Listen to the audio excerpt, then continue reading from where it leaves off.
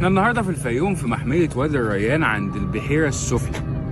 بس من 90 مليون سنة لحد 40 مليون سنة كانت المية اللي موجودة في المنطقة دي أكبر من البحيرات بكتير.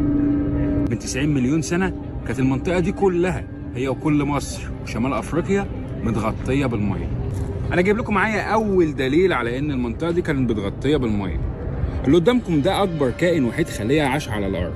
ده كائن اسمه النيومولايت. هتلاقوه كتير موجود في الفيوم مرمي في الأرض.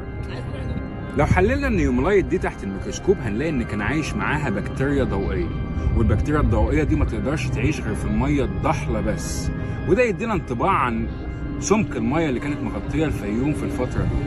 النيومولايت دي كانت بتشارك البحر والبيئه اللي عايشه فيها مع الحيتان ومع اسماك قرش ومع اسماك تانية كتير. لو دورنا كتير في المنطقه دي هنطلع حفريات لكل انواع الاسماك. بس طبعا الدليل الاكبر على ان المنطقه دي كانت متغطيه بالميه